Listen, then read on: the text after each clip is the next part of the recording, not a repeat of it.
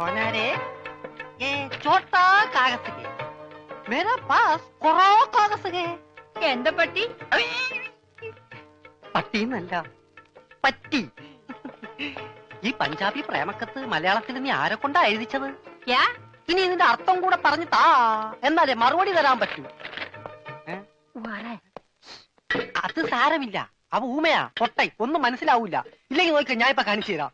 Miss പൊട്ടൻ, നീ എന്തിനാടാ സ്വർഗത്തിലെ കട്ടുറുമ്പാകാൻ ഇപ്പോഴിങ്ങോട്ട് വന്നത്? ചേട്ടേ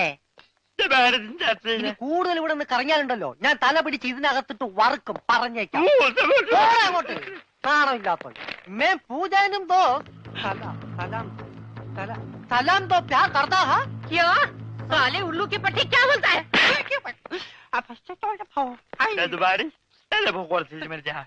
വായിച്ചേ രാമ ഓമ വായിച്ചേ രാമ. എന്തിനാ ചൂടാവണം? ചൂടാവാതെ പോടാ. ഞാൻ തന്നില്ല എന്റെ ജീവിതം, എന്റെ ജീവിതം വെച്ച് കളിക്കരുത്.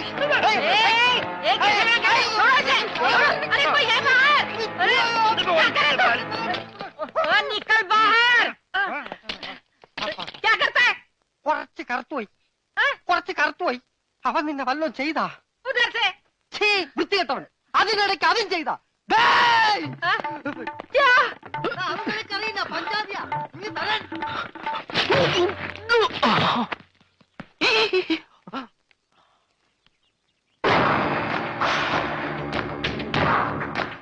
നമസ്തേ സാർ. ഗംഗാധരൻ പണയം എടുത്തോണ്ട് വന്നു.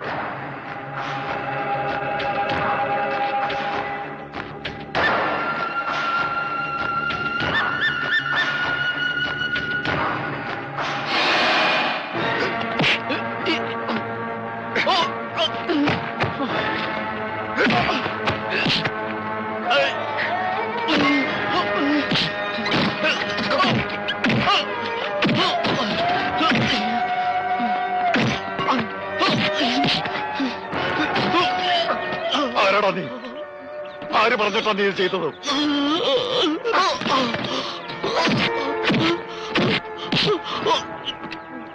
സത്യം പറഞ്ഞോ? ഇല്ലേ കൊന്നോളെ ഞാൻ. പറയോ? പറയാൻ പറയാം.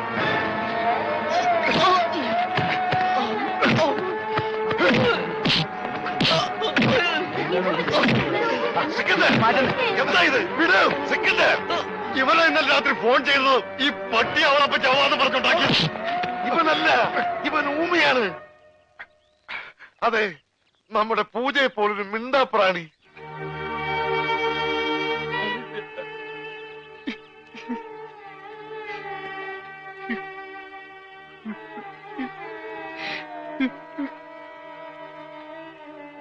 ആ ചീട്ടവൻ എന്റെ കയ്യിൽ നിന്ന് തട്ടിപ്പറിച്ചോണ്ട് ഓടിയതാ. രാത്രിയിൽ ആരോ ജനലിൽ കൂടെ എന്റെ നേർക്ക് എറിഞ്ഞു.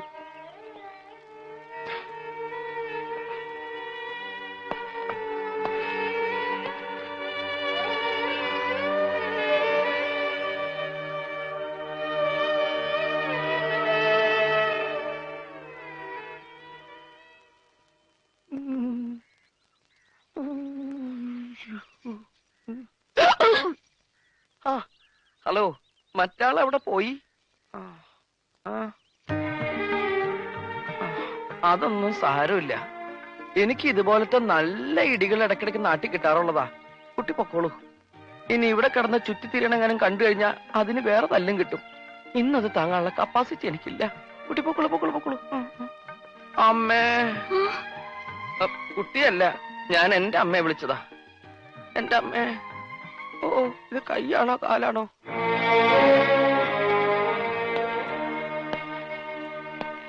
വെറും ഒരു ഫോൺ കോളിന്റെ പേരിൽ അവർ ഈ കല്യാണം ഒഴിഞ്ഞോ? അവരറിഞ്ഞതൊക്കെ വാസ്തവമായിരുന്നാലും സാരമില്ല. നമ്മുടെ ട്രാവൽസും മെട്രോ ഏജൻസീസും കൂടി പയ്യന്റെ പേർക്ക് എഴുതി കൊടുത്താൽ തീരുമാനിച്ച ദിവസം തന്നെ കല്യാണം നടത്താമെന്നവർ പറഞ്ഞു. എന്നിട്ട് നീ അത് സമ്മതിച്ചോ? സമ്മതിച്ചു. ചോദിക്കുന്നത് എന്തും കൊടുക്കാമെന്ന് സമ്മതിച്ചു. പക്ഷേ എന്റെ പെങ്ങളെ മാത്രം തരില്ല എന്ന് ഞാൻ പറഞ്ഞു.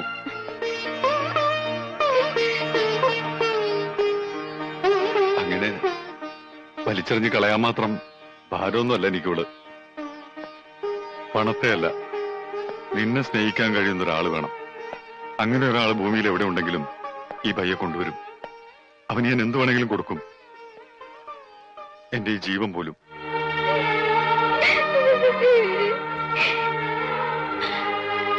എന്തിനാടാ നീ വിഷമിക്കുന്നത്? ഇത് ഇവൾക്ക് വേണ്ടി ഒരുക്കിയ പന്തലാണെങ്കിൽ നീ ശപഥം ചെയ്തതുപോലെ ഇവളുടെ കല്യാണം ഈ പന്തലിൽ വെച്ച് തന്നെ നടക്കും. നമ്മൾ നടത്തും. എന്നോട് ക്ഷമിക്കണം. എങ്ങനെയൊക്കെ ആവുമെന്ന് ഞാൻ പ്രതീക്ഷിച്ചില്ല. പക്ഷെ ഞാൻ പ്രതീക്ഷിച്ചു. ആദ്യത്തെ ഇടി കിട്ടിയപ്പോ തന്നെ ഏതാണ്ട് ഇങ്ങനെയൊക്കെ തന്നെയാവും ഞാൻ പ്രതീക്ഷിച്ചു. താൻ ഇനി ഇവിടെ നിന്നാ ശരിയാവില്ല. ഇന്ന് രാത്രി തന്നെ ഇവിടെ നിന്ന് പോണം. പോവാനോ? എങ്ങോട്ട്?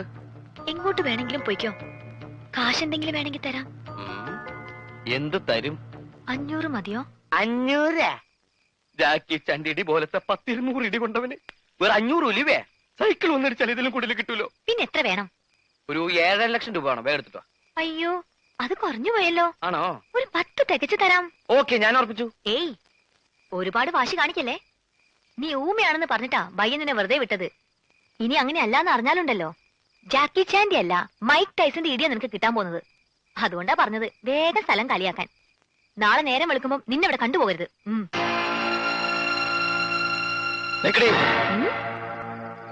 നീ എന്താ എന്നെ വരട്ടുക? നീ എഴുതി തന്ന കടലാസ് നിങ്ങളുടെ ബയ്യല്ലേ? ആ കാലമാടന്റെ കയ്യിൽ തന്നെ ഉണ്ട്. ഇന്നലെ വന്ന എനിക്ക് പഞ്ചാബി അറിയില്ലെന്ന് അയാൾക്കറിയാം. ആ പെങ്കൊച്ചിന്റെ കല്യാണം മുടക്കാൻ അവളെന്റെ കാമുകിയൊന്നല്ലോ. എടാ, ചൂടാവാതടി.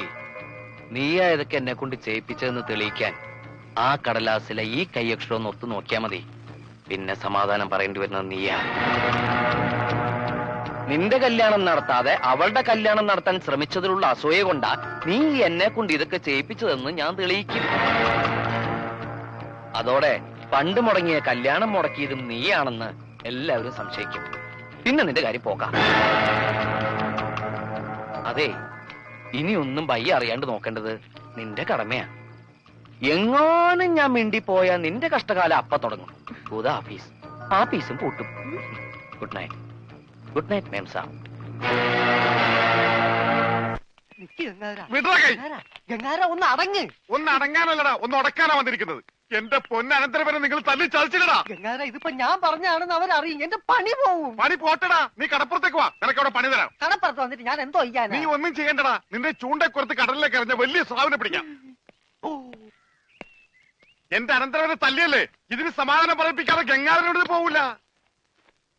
ഗംഗാധര, അത് ഒരബദ്ധം പറ്റിയതാ. അബദ്ധം? ബദിരനും മൂങ്ങനുമായി ഒരു മിണ്ടാപ്രാണിയെ തല്ലിച്ചതക്കുന്നതാണ് അബദ്ധം. കൈയെടുക്കണ. ഒരു കാര്യം ചെയ്യ്, അവനെ കൊണ്ടുവയ്ക്കൂ. കാശ് പിന്നെ തന്നാ മതി. വാക്ക് പറഞ്ഞ വാക്കായിരിക്കണം. നിർവികേട് കാണിക്കരുത്. കാശ് തരാതെ അവനെ വിടില്ലാന്ന് പറഞ്ഞാൽ വിടരുത്. നീ വിടറാ. ഇപ്പൊ ഇതിന് സമാധാനം പറയണം. എടോ, ഒന്ന് പതുക്കെ പറ. അവനകത്തുണ്ട് സിക്കന്ദർ. ചിക്കന്ദർ അല്ല മട്ടന്തർ വന്നാലും എനിക്കാരും പേടിക്കേണ്ട ആവശ്യമൊന്നുമില്ല. ഈ ഗംഗാധരനല്ലേ കടപ്പുറമാ, കടപ്പുറം. കൈ തെരണ്ടി വാൽ കൊണ്ട് ജനിച്ചവനാ. അത് ഇവിടുത്തെ ബടാസാബിനെ ഒന്ന് കാണിക്കാൻ വേണ്ടി തന്നെയാ ഞാൻ വന്നിരിക്കുന്നത്. അറിയാതെയാണെങ്കിലും ഞാൻ ഒരു തെറ്റ് ചെയ്തു, സമ്മതിച്ചു. അതിന് പരിഹാരവും ഞാൻ ചെയ്തു കഴിഞ്ഞു. അവനെ വിളിക്കും.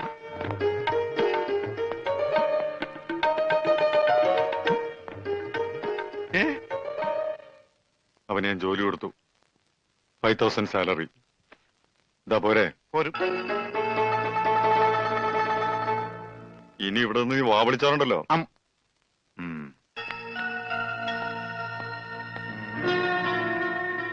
ഈ 5,000 എന്ന് പറഞ്ഞ എത്രയാ? 5,000. കൊടുക്കോ? കൊടുക്കും. ആരും ഇവിടെ വെറുതെ പണിയെടുക്കണ്ടെന്ന് ആ സിക്കന്ദർ പറഞ്ഞിട്ടുള്ളത്. ആ രമണന് കൂടെ ഒരു ശമ്പളം കൊടുക്കാൻ പറയോ? മരണന് പണിയെടുക്കുന്ന അനുസരിച്ച് നല്ല ശമ്പളം കൊടുക്കും. എന്നാ പിന്നെ എനിക്കൂടെ ഒരു പണിയൊന്നൂടെ? നീ ഇനി ഇവിടെ നിന്ന് എനിക്ക് പണി ഉണ്ടാക്കരുത്. പോടാ. വാടാ. 5,000 അനക്കണ്ട. 5,000 അനക്കണ്ട. ഞാൻ പോയിട്ട് 1-ാം തീയതി മടങ്ങി വരാം. ഞാൻ പോയിട്ട് 1-ാം തീയതി മടങ്ങി വരാം.